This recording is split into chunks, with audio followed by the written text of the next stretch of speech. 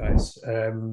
A quick short video just to explain some of the gap trades that I took, and just so you understand a little bit about how to gap trade. So this was one of the pairs that I profited from. So NU, NJ, AJ, GJ. So you can see the yens were on my radar.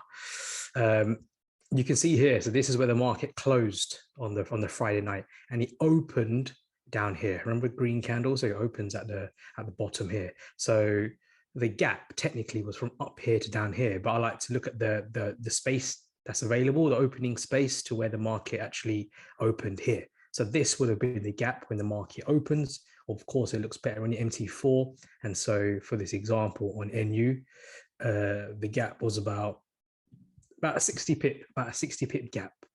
Now, for me to be 100% sure that the gap is going to close, I need to see bullish momentum, right? That's where you saw none of my entries from the profits that I posted. None of them were down here when the market opened, right? Because of volatility and spreads, etc. I waited for a few of the candles to close first, and then I see them being green candles, and I knew it had bullish momentum. So I was quite confident that the gaps would close. That's when I took the positions, and then obviously it went to close, and that's when I just closed and managed to grab what pips I could. Very happy because I knew I had taken multiple trades on different currency pairs, so I knew that all I needed to do was catch 30-40 pips per pair, and by the time I closed them all, they will all equate to a nice number, which it did. And so that's what it is. Now, one of the common questions is, does every gap close?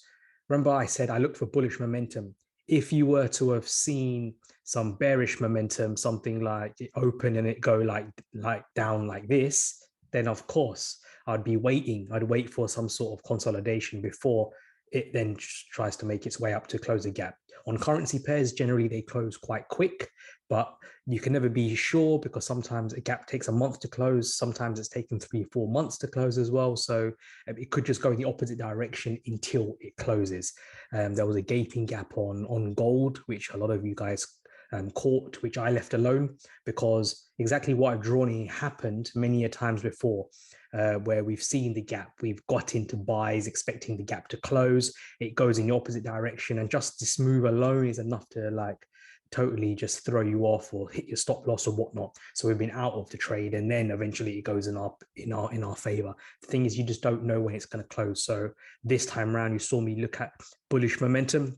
When I saw bullish momentum, then I knew that okay, cool, we were going to go to close a gap, and that's why I took NU. If I were to look at NJ, it was the same thing. Got a gaping gap there. GJ was another one. This is over 100 pip move here, over 100 pip on GJ, and then on AJ at the top as well. So I do have I currently have a couple of other pairs running. They're based off yesterday's CNA.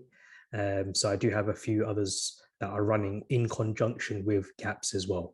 So that's it. So that's my thesis behind gaps. So I would very much wait for bullish momentum before you enter positions knowing that the gap is going to close, because a lot of the time the gap is enough. It's a trade in itself. It's enough to catch, but don't jump in with every single gap that you see. Be very strategic. Like I was very strategic. I looked for gaping gaps. I didn't look for gaps that were small because some of them were really small. Didn't interest me. AN as an example didn't interest me. A lot of others didn't interest me, so I never bothered.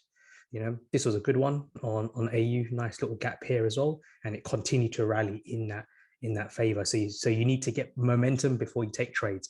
So that's a little bit about gap trading, guys. Like always, trade safe.